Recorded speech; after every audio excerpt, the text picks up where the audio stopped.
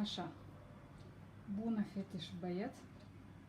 Astăzi o să vă arăt o rețetă de pâine pentru persoanele care vor să se alimenteze sănătos sau pur și simplu au necesitatea de a face o pâine diversă cu puține ingrediente, foarte gustoasă.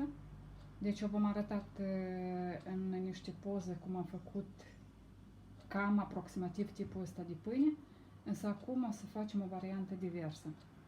Pentru rețetă avem nevoie de făină, așa, făină de migdale sau majoritatea că sunteți din Italia e de mandorle. Eu asta am cumpărat-o. Avem nevoie de am spun jumătate din pachet de praf de copt. Așa, 4 ouă și brânză sau cașcaval care se topește. Asta îl punem în microundă. Eu de data asta am folosit așa, mozzarella tipul și jumătate am pus din Emmental. Acum mă duc să topesc cașcavalul și apoi revin. Așa, după cum vedeți, am topit cașcavalul. De-am fiecare în bază la microunde, vă uitați acolo 2 minute ca să fie tot topit. Acum, în bolul acesta amestec făina de migdale, care ar fi făina de mandorle. Așa, punem ouăle.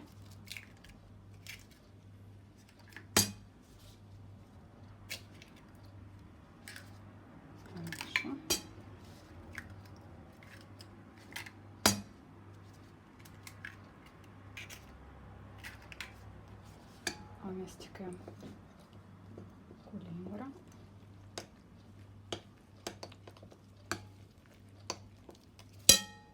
Îi dăm drumul și la jumătatea de pachet de praful de copt și amestecăm bine până creăm o masă omogenă. Cam așa. Și acum adăugăm brânza topită.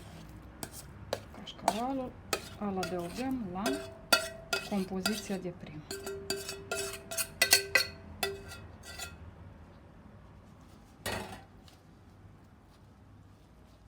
Și îl începem să-l integrăm aici.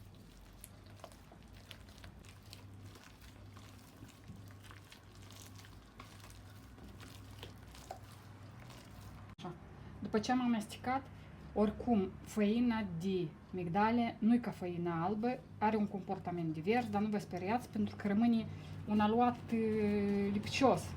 Dar așa e normal, așa trebuie să fie. Deci facem. Eu îmi mezez un moleacă mâinile cu apă și încerc să fac niște bule din această pastă și o să le pun în tava.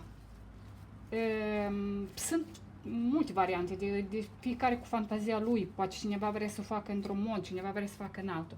Eu acum vreau să le pun cu niște, le tăvălesc prin parmigiano și niște semințe de floarea soarelui. Și le pun deci în tavaua asta așa. Fac niște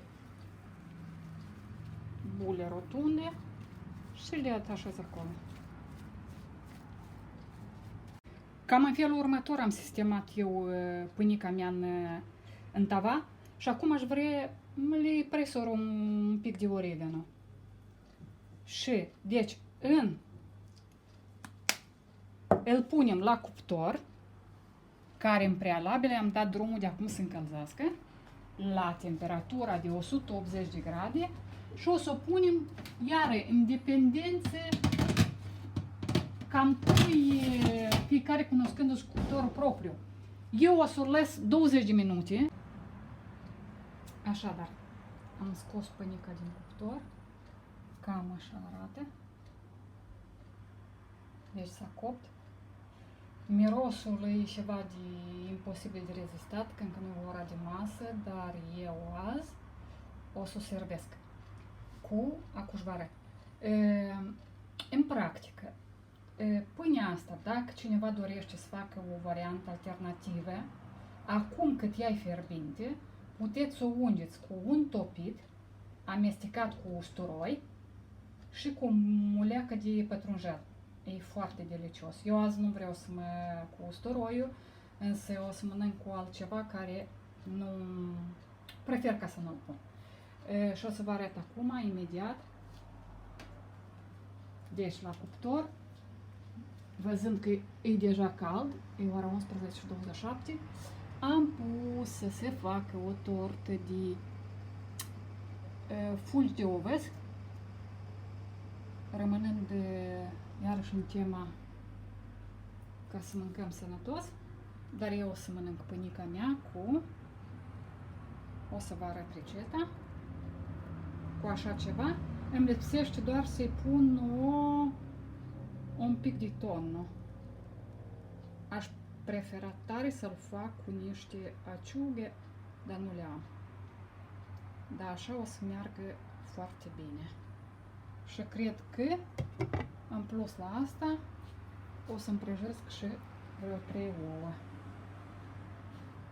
Eu cu asta vă salut. Sper ca dintre voi cineva să repete această rețetă și până la următoarea rețetă sau video dacă o să fiți interesați. Ciao, ciao!